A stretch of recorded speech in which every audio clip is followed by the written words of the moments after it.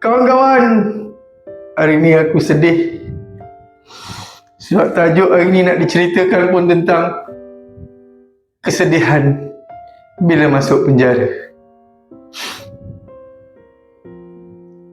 Layan.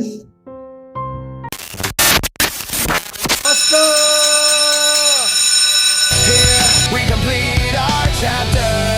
10 years learning hard way. Now we fulfill our master to serve society with our heart. Never let it still interfere. Nobody should stuck in gang and drugs. Done, live our life with cheer. Family, precious time. Climb for good under the hood. In the woods we stand stood. We tackle the mountain like we should. Didn't reach the summit. It's okay, we good.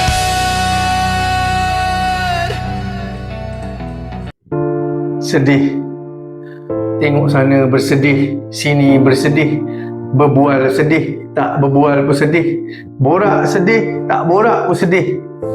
Jadi apa yang menyebabkan diorang sedih sebenarnya? Baik, terima kasih kawan-kawan yang dah layan channel XTMT Project. Daripada episod mula-mula hari tu hari sampailah ke episod ke hari ni, korang memang terbaik.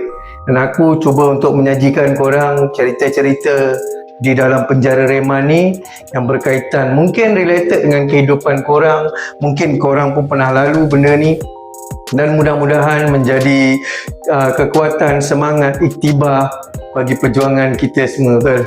Setiap orang ada perjuangan dia, tak sama. Cuma nak kuatkan mental ni, method dia lebih kurang je sama. Jadi aku ambil part daripada dalam bilik sempit yang kumuh, yang panas, yang tak selesa, yang segala-galanya tak ada, memberi manfaat kepada korang. Sedih ni sebab apa? Sebab apa sedih? Siapa yang aku selalu tengok sedih? Baik, kebanyakan orang yang sangat-sangat bersedih pertama kali sampai, ada banyak benda yang pending kat luar. Oh, dengan dia punya sampai terperanjat, dengan dikasih gayung dan koler sahaja dan sudu transparent, disergah lagi, dijerit lagi supaya ikut arahan dalam penjara. Dia pula banyaklah benda-benda yang belum diselesaikan lagi kat luar. Belum diselesaikan. Lepas kena tangkap, tengah buat kerja, tengah-tengah buat kerja, bam, polis datang. Ni cerita-cerita daripada diorang yang bersedih lah. Sampai aku pun ikut sekali sedih Mat bila dengar. Betul lah. Oh, patutlah tak baik lah ya bang, dia geledah rumah aku bang. Aku tengah buat kerja kat depan rumah, dekat motor bang. Bang, polis datang dengan kasut masuk dalam rumah. Anak bini aku dah terkejut dah. Dah terkejut dah. Geledah. Sekali jumpa barang lah bang. Bukan aku punya. Asal jumpa barang, bukan dia punya. Yang kau dah sedih sangat barang bukan kau punya, kenapa? Bang, barang tu dalam bakul motor, aku tengah buat kerja. Barang member aku dia tinggal sekejap. Alamak. Tapi cerita penyesalan dia lah, dan aku ceritakan kat sini sikit je lah. Aku takut cerita banyak-banyak, aku takut nanti berbaldi-baldi kau menangis. Nanti kau komplain kat aku pula, komen, bang, gua nangis teruk lah bang lu punya cerita. Gua cerita sikit-sikit Apapun, video ni ditaja oleh my brother Putra Nissan Kelang. Kalau korang ada masalah dengan loan kereta, korang boleh contact dia dekat Google, Putra Nissan Kelang.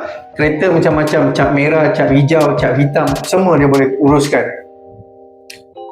Baik, selalunya yang bersedih ni banyak kategori dia. Yang kategori baru sampai dengan tanggungjawab dia yang dia terpaksa tinggalkan sebab dia diseret dah, digari dah. Bini dah nangis dah, anak pun terkejut dah tengok polis dah tarik. Cek, ambil gambar, terus jalan. Di dalam van polis tu dia cakap, aku tengok anak aku nangis bang. Aku duduk kat dalam van dah masuk van tu. Aku tengok anak aku nangis, panggil papa. Aku sedih bang. Aku yang dengar dia bercerita berikut bersedih, kau tahu. Macam, itulah kalau aku tempat kau bang, aku sedih. Anak kau umur berapa tahun? Baru nak masuk 2 tahun bang. Sekarang ni aku tak boleh tidur, terbayang-bayang muka dia. Tu bab terbayang muka dia. Sebab dia isap dadah, dia tak boleh nak belum cerita lagi. Dia cuma cerita kesedihan apa yang berlaku kat diri dia. Yang dia buat salah tu belum diceritakan lagi. Itu salah tu nanti polis yang salah sebab pergi tangkap dia. Sebab dia isap sikit-sikit je. Isap sikit-sikit je untuk buat kerja je. Dia isap, dia bukan jual pun. Dia bukan jual pun kan korang pun rasa dia tak salah. Dia bukan jual pun. Dia isap sikit-sikit je, tak kacau orang. Beli dengan duit dia kerja. Itulah dia. Sedihnya dia dikhianati oleh kawan dia. Kawan dia lepas pada tu nampak, baru datang belok sekejap lagi. Mungkin kawan dia, lantak kau lah. Kau kena tangkap, janji aku selamat. Jadi bila dah masuk dalam jail, dengan bini pun tak ada duit nak tolong jaminkan dia, dengan anak tak tahu macam mana diuruskan, bini dia bergantung pada dia je. Jadi yang dia nampak hanya kesedihan dan bala bencana yang menimpa dia. Dia tahu, dia bukan tak tahu yang dia ambil dadah tu salah, menggunakan dadah tu salah. Tapi nak menerangkan cerita dia seolah-olah dia ni tak bersalah. Dia ambil sikit-sikit je, beli, tak curi pun hak orang. Beli, dengan duit dia kerja dia beli. Kau rasa macam ni? Salah. Aku kadang-kadang bila duduk layan dengan cerita macam ni, nak kata sedih pun sedih juga, geram pun geram juga. Sebab masing-masing cuma nampak polis yang salah pergi tangkap dia. Dia tak nampak diri dia tu salah. Jadi mudah-mudahan dengan kau lepak kat video ni, aku hembus-hembus air liur sikit dengan kau, jadi kau faham. Bila kita ambil dadah, automatik lah salah kan. Tak kira lah kau ambil untuk buat kerja ke, untuk kau layan naik motor RZ blok korek dengan bini kau ke. Weng, gear 4, 18. Weng, gear 6, 200. Jet road besar, piston pula laju gede. Bini kau kat belakang mata hitam hilang. Tapi salah tetap salah. Salah tu tetaplah salah. Memang seronok naik RZ blok korek, memang seronok. Aku pun nak naik. Tapi bila kita fikir yang betul, kita dah mengajak isteri kita ni naik benda yang tak baik, yang boleh pergi 200, 18. Rosaklah dia. Bila naik kapcai yang naik 80, dia tak sedap. Tak? Yang salahnya siapa? Salah jadi bukan-bukan. Naik skuter 80, dia pun alah, bosannya. Contohlah bila RZ kau dah berangkut masuk JPJ, dia terpaksa naik skuter. Terpaksa naik skuter yang gear pun tak ada, pula jalan dia. Sebab rosak. Kau dah ajar dia pelik-pelik, bukan-bukan. Jadi balik pula, bawa balik tayang pula daripada jail. Jadi itulah istilahnya manusia. Aku pun salah seorang daripada orang yang tak sedar diri dulu. Jadi bila aku dah cuba untuk sedarkan diri,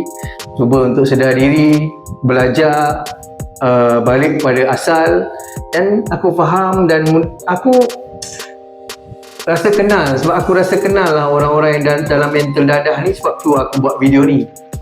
Sebab dia orang ni kalau tak kena cara kau peng pun, dia orang tak suka, dia orang tak stay terus dengan kau. Jadi aku ambil pendekatan yang ganas sikit lah. Orang susah nak dapat payung kat sini, Mat. Kau ingat senang ke? Weh, susah ni lah. Penyakit slipper kopen ni tunggu bila-bila je nak hantar orang. Betul tak? Tapi tetap juga lah, bila dengar cerita yang diorang datang cerita ni, sedih. Masuk part kedua, tu baru part kena tangkap. Pak sampai lokap pula. Bila dah sampai lokap, hari ketiga duduk lokap, bini datang dengan gendong anak lagi. Abang, ayang buat nasi untuk abang, polis tak kasih bagi. Lama, apalah ini polis, dia buat nasi je pun. Bukan nasi daripada Jepun, nasi je pun dia bawa. Polis tak kasih. Dia sakit hati lah. Bini bawa nasi susah-susah, bang, beli nasi dan gendong anak bawa nasi untuk aku. Dia tak kasih, bang. Sebab apa? Sebab aku miskin, tak boleh jolok. Kalau jolok, orang lain jolok dapat makan, bang. Menyesali dan kesal dengan polis yang tak bagi dia sebab dia tak dapat jolok. Dia tak nampak dah kesalahan yang dia buat, cuma dia nampak orang lain tu salah sebab tak kasih bini dia bawa dia nasi. Dan dia pula 3 hari kat lokap, baru first time tak selera dah nak makan nasi lokap ke. Dia belum rasa nasi jel lagi. Padahal nasi lokap dengan nasi jel, nasi lokap lagi sedap. Bila dah cukup reman 3 hari, pergi mahkamah. Sampai kat mahkamah, bini dia ada lagi tunggu. Dia cerita ni kat aku ni. Bini dia tunggu kat depan mahkamah. Lori ayam berhenti je, dia turun je. Dengan menahan sebab di dada. Sempat lagi tanya, ada duit tak nak jamin? Lagi mau tanya, lu pun tak ada tinggal duit. Lagi mau tanya, duit tak cukup bang. Duit tak cukup, dah cuba pinjam dengan mak tak kasih. Sedih. Bertimpa-timpa kesedihan dia. Lagi nak fikir bini dia ni makan tak makan dengan anak. Minta dengan mak mertua pun mak mertua tak nak kasih duit pinjam. Menyalahkan pula. Ya orang tua. Aku hari aku tolong dia bang. Dia sakit aku bawa dia pergi hospital. Aku kena susah macam ni. Dia tak boleh nak gadai gelang dia pergi jaminan. Aku buat sedih lah bila dengar part tu kan. Sebab aku dah duduk reman 3-4 tahun. Dah banyak orang lah cerita sedih macam ni. Banyak setiap kali yang baru-baru sampai ni, semua pun kesedihan dia lebih kurang je. Jadi aku ambil kesimpulan lah. Masuk dah berpuluh-puluh cerita yang sama je sedih dia. Aku pun buat lah. Tampar-tampar sikit muka kan, bagi nak bagi air mata aku keluar kan. Kalau tak aku dia kecil hati pula. Kalau dah masuk over sangat, aku sound balik je lah. Tapi aku gunakan pendekatan video ni. Mudah-mudahan dia dah bebas nanti. Ada tengok video ni baru dia berfikir. Betul lah. Punca salah tu daripada aku. Jadi di perjalanan tu banyak liku-liku tu kita jangan kira. Kira kesalahan tu bermula daripada engkau ambil dadah. Kalau kau tak ambil dadah, susah dia lain. Mungkin susah juga. Orang tak ambil dadah pun ada susah, ada cabaran dia juga, betul. Cabaran dengan kerja, dengan baru berhenti kerja, nak kerja balik. Tapi susah dia tu masih lagi dalam kategori yang tidak melibatkan dadah. Yang masih lagi boleh, biasalah hidup ni ada senang ada susah. Biasa je. Jadi dah masuk part lokap sampai jail. Masuk bab cerita pula. Mula-mula dia sampai jail. Sampai je jail kan, kena marah aku bang kan, duduk dekat RO. Aku lagi nak telefon bini aku, kena ketuk dengan cotak kepala. Apalah punya cikgu kan. Padahal warden tu dah cakap baik-baik lah. Telefon semua tutup kan, dia jail lagi. Padan muka kau kena ketuk dengan cotak. Tapi dia tetap merasa kesedihan. Dia lastnya nak cakap dengan bini dia ni sebelum telefon tu disimpan tunggu kimia 3 bulan. Tak tahu lagi dalam jail ni macam mana. Sedih sesedih-sedihnya. Kalau nak nyanyi lagu rindu serindu-rindunya, kau tukar je lirik tu jadi sedihnya.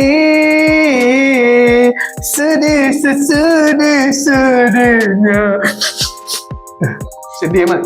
Sedih cerita dia. Okay, dah masuk je penjara, duduk kuarantin.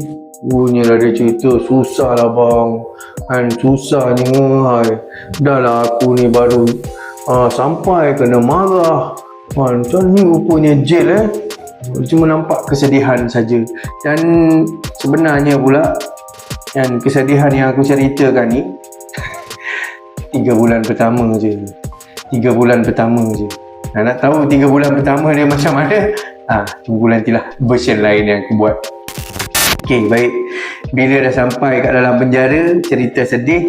Masuk lagi part sedih. Bini pula datang visit. Alamak. Bini dengan susah payah, korek duit sana sini, datang pertama kali visit, bawa anak. Anak yang kecil tu bawa. Dah bawa anak. Drama air mata lagi kat tempat jumpa. Tangan kat cermin, bini pun tangan kat cermin. Awak sihat bang? Sihat, saya kat sini okey. Tapi makan tak cukup sini, nasi sikit. Alamak, komplain dengan bini saya nasi sikit. Aduh, aku rasa macam nak je sebiji. Komplain dah lah bini kau tak tahu apa-apa pasal. Dia dah sibuk pula time aku buat live kat satu platform lagi tanya, bang, suami saya cakap nasi sikit. Aku jadi macam fed up nak jawab. Tapi nak buat macam mana, dah memang aku ambil kerja part time buat jawab benda ni. Aku jawab lah, walaupun pedih. Aku ceritakan. Bila pergi jumpa dengan air mata, tanya, awak sekarang macam mana ni? Saya pun sekarang susah bang, tak ada duit nak makan, nak beli susu pampers anak, tak ada duit. Mak pun tak nak kasih. Marah lagi kat mak mertua, tak nak kasih duit. Lagi tanya lagi di hujung perjumpaan tu sebelum talian ditamatkan, Awak boleh tak cari duit untuk jamin saya ni 2,000 susah kat dalam ni. Aku geram betul lah kalau bapak dengar cerita pasal susah dalam jail ni. Menyerap je. Menyerap je. Masuk pula balik daripada tempat jumpa. Dengan bini pun datang tak bawa banyak duit. Dapat beli makan kat tempat jumpa. Tu pun ada RM20 je. Balik dengan tangan kosong. Orang lain balik bilik semua dengan plastik bag besar-besar kan. Dengan gula, dengan Maggi. Dia balik sugul. Sugul masuk bilik letak duduk gini je. Dan kita pun dah tahu dah ini cerita saja nak bagi bangkitkan kesedihan lagi. Datang duduk sebelah tanya. Dia, tadi siapa datang? Isteri saya bang. Macam mana kat luar?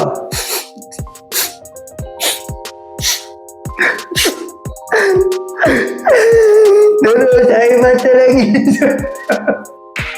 Aku rasa macam nak beat je. Tapi sabar je lah. Nampak macam mana. Dia pun baru kena angin kan. Dia pun baru kena angin. Tapi manusia lupa. Dan setelah 3 bulan berlalu, dia dah lupa dah dia nangis masa mula-mula seminggu pertama dulu. Kita ingat, kita duduk lama dan tengok ramai orang. Lupa dah. Lupa. Bini datang walaupun tak ada duit, dia pula nasihat bini dia kat dalam. Gitulah manusia. Tolak pada orang yang dah berkali-kali, jadi dia dah boleh adapt. Dia pun dah kawan-kawan kat dalam bercakap, kau jangan fikir pasal luar. Bila kau kena tangkap, kau kena fikir lagi benda yang kau tak boleh buat apa. Kau dah powerless, kau akan jadi masuk air. Maknanya jadi depressed lah. Dia pun dah pandai pasal benda ni. Menjadilah dia orang yang keluar berangan-angan nak isap dadah lagi. Bukan betul-betul. Kalau dalam ni pun cari Tuhan tu cari, nanti dia keluar, dia tinggal lah Tuhan kat dalam penjara, dia je keluar. Dia tak bawa Tuhan sekali keluar. Ni ayat Ustaz Basir aku ambil kau punya brother kat Singapura. Sebab ramai yang macam tu. Masa kat dalam time susah mula-mula ni, dengan solat dia, dengan macam-macam lah, belajar mengaji. Tapi bila dah masuk, dia dah boleh adapt dengan keadaan penjara ni. Dah 3 bulan dah duduk. Jadi sedih dia tu dah hilang. Dan dia dah lupa dia pernah sedih masa mula-mula hari tu. Dia dah lupa dah. Masa mula-mula hari tu dia punya nangis sengit-sengit muka. Dengan bini dia datang gitu gini sengit-sengit. Sebab dia bila dah masuk 3 bulan, dia pun dah tahu. Dah hari-hari duduk dengar kawan-kawan lain dah cakap, Kimia 3 bulan sampai, kau baru kes urin pertama kali, cap jari je balik mat. Kau tak payah pening sangat. Magistrate sekarang ni kat Mahkamah Jalan Duta ni, kalau urin pertama kali dia bagi 4 bulan je. 4 bulan tolak cuti dah habis. Kau pergi cap jari je kat Kajang, cap jari dah balik. Berbunga-bunga lah hati dah duduk 3 bulan kan. Lagi 2-3 hari lagi tarikh mahkamah. Kesedihan tu dah hilang. Yang ada dalam otak sekarang balik. Tahulah, tu aku tak nak cakap. Apa pun brother-brother aku semua, terima kasih. Terima kasih kerana sudi subscribe channel ni, kerana sudi like, sudi komen dan sudi share untuk pengetahuan umum kawan-kawan kita di luar sana, makcik-makcik, mak-mak, kakak-kakak yang tengah menghadapi masalah suami kat dalam penjara. Apapun aku sebagai bekas pesalah sentiasa mendoakan korang yang nak hijrah, jangan tunggu, terus saja. Yang mana belum sampai, mudah-mudahan Tuhan tolong kau. Brother, terima kasih banyak. Ada rezeki kita jumpa lagi. Aku nak bersedih dengan kawan yang baru masuk. Sedih cerita dia. Okay, aku nak bersedih dulu. Bye.